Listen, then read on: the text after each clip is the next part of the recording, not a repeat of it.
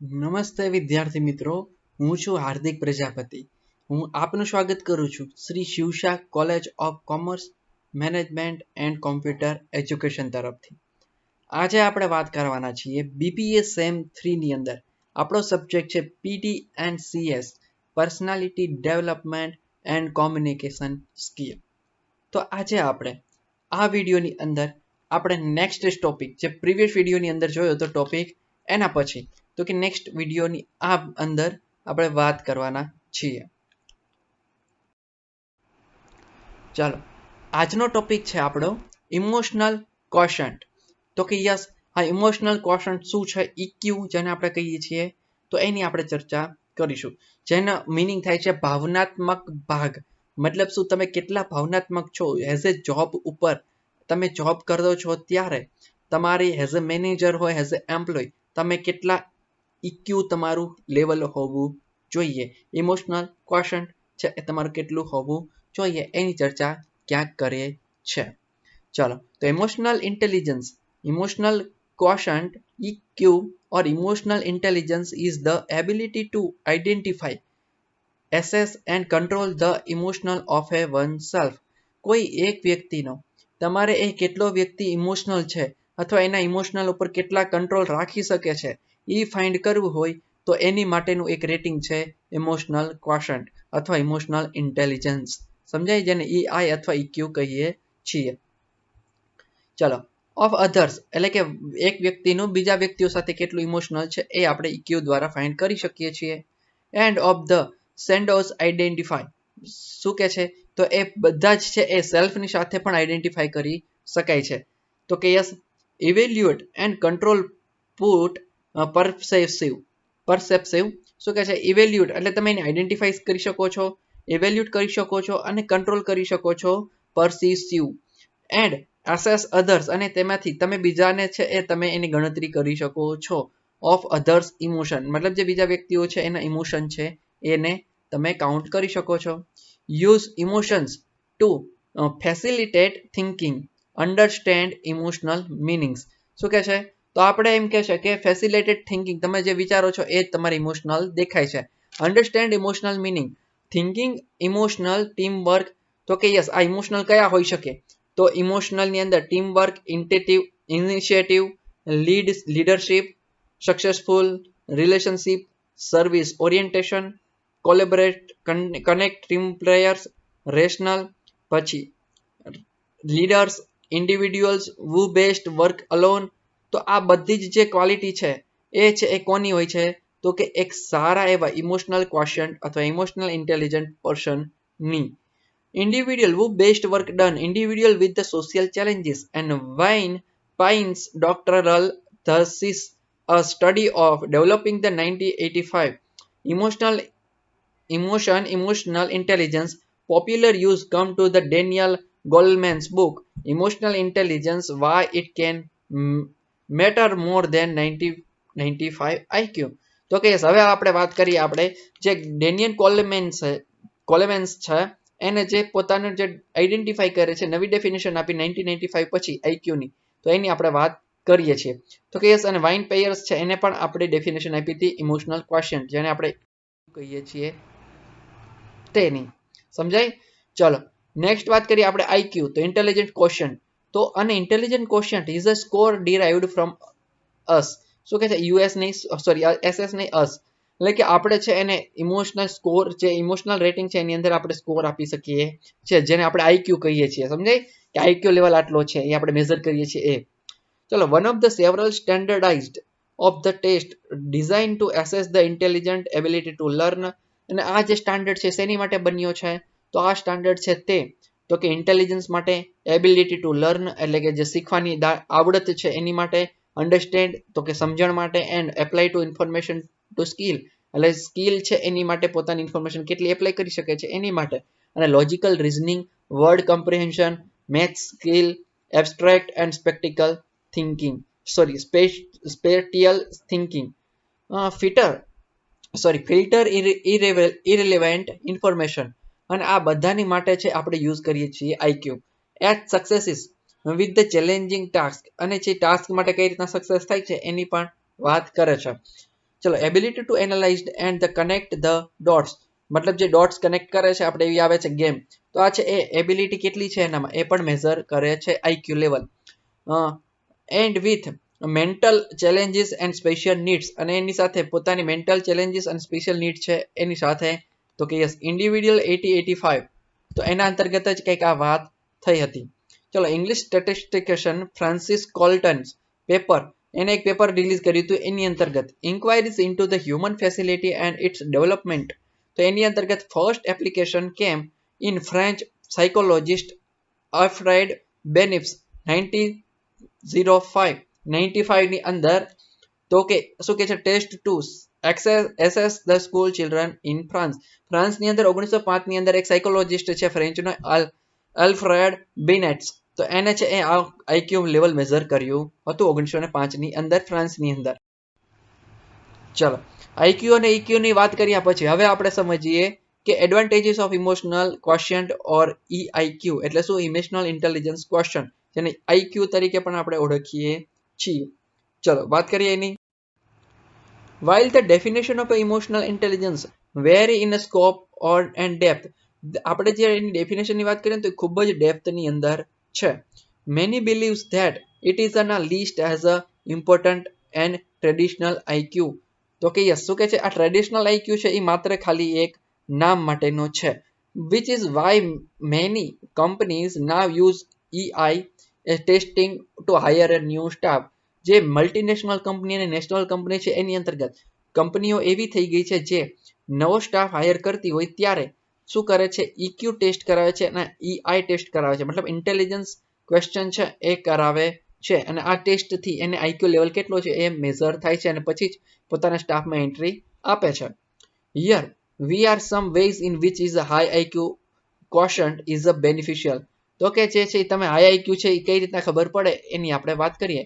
Helps you relate well and corporate with others in the workplace, તમે IQ find કરવાનું કારણ શું છે, રીઝન શું છે, તો એનું રીઝન બિહાઇન્ડ ઇટ છે હેલ્પ્સ યુ રિલેટ વેલ, તમે છે એ કઈ રીતના હેલ્પ કરી શકો છો વધારે સ્ટાફને, cooperate with the other of workplace, મતલબ વર્કપ્લેસ ઉપર કઈ રીતના તમે કોર્પોરેટ કરો છો, કોઓપરેટ કરો છો, કમ્યુનિકેશન કઈ રીતના કરો છો એ તમે જાણી શકો છો ઈઆઈ ના લેવલના આધારે અથવા આઈક્યુ લેવલના આધારે. Helps you achieve your goals, અને આ છે એ તમને તમારા ગોલ અચીવ કરવા માટે હેલ્પ પણ કરે છે, like A corporation with the others, emotional management or maturity, તો આ તમને શું કરે છે તો ઈઆઈ આપે છે અથવા ઈક્યુ આપે છે. સમજાય? ચલો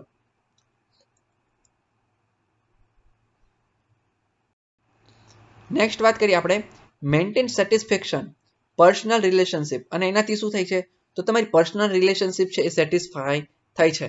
મતલબ શું, તમારું જો ઇક્યુ લેવલ પ્રોપર હશે તો તમે છે એ તમારી પર્સનલ લાઈફ અને જે ઓર્ગેનાઇઝેશનની લાઈફ છે, મતલબ સ્ટાફ કોઓપરેશનની જે લાઈફ છે કોર્પોરેટની, સમજાય, તમે એઝ અ જોબ પ્લેસ ઉપર અને તમારી જે ફેમિલી લાઈફ છે બંનેને ક્યારે મિક્સ નહીં કરી શકો. જો મિક્સ કરશો તો છે સ્ટ્રેસ અનુભવ થશે.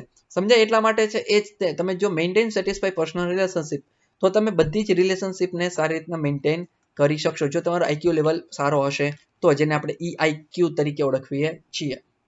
પછી લાઈવ અ મોર બેલેન્સ્ડ લાઈફસ્ટાઈલ, તો તમે છે એ લાઈફસ્ટાઈલ છે મોર બેલેન્સ, મતલબ આસાનથી લાઈફ જીવી શકો છો બધું તાલમેલ બેસાડીને, તો કે yes like a person and emotional or management, તો કે યસ સમજાય, એટલે કે બધું જ છે બેલેન્સ કરી શકો છો જો તમારું ઈઆઈક્યુ લેવલ સારું હશે તો તમારે છે એડવાન્સમાં તમે એની શું કરી શકશો તો સારું એવું મેનેજમેન્ટ કરેલું હશે કોઈ પણ પ્રોબ્લેમને યા કોઈ પણ એજ્યુકેશન યા મની રિલેટેડ કોઈ પણ ક્વેશ્ચનની અંદર. સમજાય?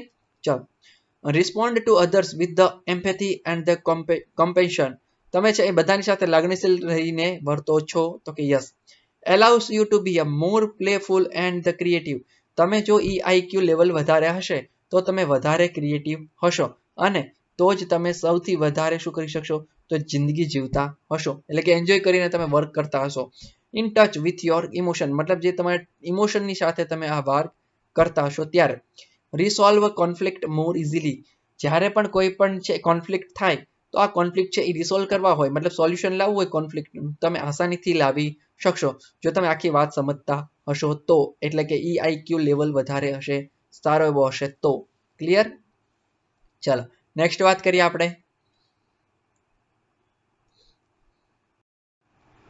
ચલો, how to improve your emotional intelligence, મતલબ શું, તમારે જે EIQ લેવલ છે એને ઇન્ક્રીઝ કરવું હોય તો તમે કઈ રીતના ઇન્ક્રીઝ કરી શકો. વાત કરીએ, ફોર મોસ્ટ ઓફ પીપલ છે શું કરે છે, emotional intelligence is more important than one's intelligence. તો કે IQ એટલે શું, એક વ્યક્તિનું IQ, અને EQ એટલે ઇમોશનલ ઇન્ટેલિજન્ટ. તો કે તમારું જે ઇન્ટેલિજન્ટ ક્વેશ્ચન છે અને ઇમોશનલ ક્વેશ્ચન છે એની અંતર્ગત તો આપણે છે એ EQ છે ને એ વધારે ઇમ્પોર્ટન્ટ છે IQ લેવલ કરતા. IQ એટલે શું, તમારું જે માઇન્ડ કેટલું કામ કરે છે એ બતાવે છે, જ્યારે EQ છે એ તમારું ઇમોશનલ, જે તમારું હાર્ટ કેટલું કામ કરે છે એનું આપણો આખું સ્કોર લેવલ આવે છે. In attending success in their lives and carriers, જે તમારી સક્સેસ માટે અને કેરિયર માટે સૌથી વધારે ઇમ્પોર્ટન્ટ છે. As a individuals our success, આપણે પોતાની એક વ્યક્તિગત સક્સેસને જોઈએ તો, and the success of the profession today depends on our ability to read other people's signal. તમે બીજા પીપલના સિગ્નલને, મતલબ બીજા લોકોને કઈ રીતના જલ્દી સમજી શકો છો, એ જ રીતના તમારી સક્સેસ ડિપેન્ડ હોય છે. And the I is the appropriately to them, અને એની સાથે તમે એપ્રોશિએટ કેટલી રીતના કરો છો, મતલબ એમ ઉત્સાહિત કઈ રીતના કરી શકો છો, એનાથી તમારી સક્સેસ નક્કી થાય છે. ધેરફોર, તેનાથી each one of us most develop the mature emotional intelligence skill required to be better understand. તમારે તો આપણે આની માટે શું કરવું જોઈએ બધાએ, તો આપણે જે ઇમોશનલ સ્કિલ છે એને ઇન્ક્રીઝ કરવી જોઈએ. Empathised and the negotiate with other people, તો આપણે શું છે એનાથી નેગોશિએટ કરવાનું છે બીજા પીપલની સાથે. Particularly has the economy has a become more global, economy છે એ સૌથી વધારે મોટી દુનિયામાં છે. and otherwise success will elude us in our lives and career, અને આપણા સક્સેસ છે આપણી અંદર વણાઈ જશે જો તમે IQ લેવલ સારું હશે તો. The good news is that emotional intelligence can be learned and developed. Emotional intelligence છે એને તમે શીખી શકો છો અને એને ડેવલપ પણ કરી શકો છો. as well as working on our skill in the 5 areas above. તો એના ઉપર આપણે છે 5 એરિયા ઉપર કામ કરવું જોશે, જેની આપણે વાત કરવાની છે. યુઝ ધીસ સ્ટ્રેટેજી, જે આ સ્ટ્રેટેજી આપી છે એ પ્રમાણે એની વાત કરીએ આપણે. ચલો, ફર્સ્ટ, બીકેમ અ સેલ્ફ અવેર. જો તમારે ઇમોશનલ ઇન્ટેલિજન્સ વધારવી હોય તો તમારે અવેર રહેવું પડશે, સેલ્ફ અવેર. તો કે યસ, કઈ રીતના, તો એની વાત કરીએ. Learn to recognise your emotion, તમારે છે એ શીખવાનું છે તમારા ઇમોશનલને રેકોગ્નાઇઝ કરતા, મતલબ ગુડ ફિલિંગ છે, હેપીનેસ છે, બેડ ફિલિંગ છે, સમજાય, તો હેપીનેસ છે, આ બધું છે એને તમારે રેકોગ્નાઇઝ કરતા આવડવું જોઈએ. એન્ડ ધેર ઇફેક્ટ, અને તેની ઇફેક્ટ શું થશે એ પણ તમને ખ્યાલ હોવો જોઈએ. How you react to your environment and how your emotion affect your behaviour, તમે એન્વાયરમેન્ટની અંદર કોઈ પણ પરિસ્થિતિની અંદર કઈ રીતના રિએક્ટ કરો છો એ, અને how your emotion affect your behaviour, તમારા જે બિહેવિયર છે એને તમારું ઇમોશનલ કેટલું અફેક્ટ કરે છે એ તમારે ખ્યાલ હોવો જોઈએ. Use them to find ways to make a better decision, તો કે યસ, આપણે તો એની માટે નવો ડિસિઝન લેવો જોઈએ. And solve a problem in areas where you have weakness, તમારે એવા પ્રોબ્લેમની અંદર solve problem in areas you have weakness, જે તમારી વીકનેસ છે એની અંદર તમારે સોલ્યુશન લાવવું જોશે, અને તેથી તમે સેલ્ફ અવેર વધારે થઈ શકશો. કમ્પ્લીટ. ચાલો, હવે નેક્સ્ટ આપણે છે એ ટોપિકની વાત કરીએ તો observe how you react to people, તમે ઓબ્ઝર્વ કરો કે પીપલની સાથે તમે કઈ રીતના રિએક્ટ કરો છો. Do you get upset quickly, શું તમે ખરેખર જલ્દી અપસેટ થઈ જાઓ છો. Do you blame others and gate angry, શું તમે કોઈ પણ વર્કમાં તમે બ્લેમ છે બીજા ઉપર છોડી દો છો અને ગુસ્સે થઈ જાઓ છો. Do you rush to judgement before you know all the facts, તમે શું બધી ફેક્ટ ખબર હોવા છતાં પણ તમે જજમેન્ટ લ્યો છો, મતલબ ખરાબ ડિસિઝન લ્યો છો. ડુ યુ સ્ટીરિયોટાઇપ, શું તમે સ્ટીરિયોટાઇપ છો, મતલબ રટ્ટા માર છો, એક જ પ્રકારનો વર્ક કર્યા રાખો છો. How do you behave when things go wrong, જ્યારે કોઈ પણ કાર્ય ખોટું થાય ત્યારે તમે કેવું બિહેવિયર કરો છો. Look honesty at how you think, તમે ખરેખર જુઓ કે તમે આવું બધું બને ત્યારે તમે કેવી રીતના વર્ક કરો છો એ વિચારો. And interact with other people, અને એ સમયે તમે બીજા પીપલની સાથે ચર્ચા કરો.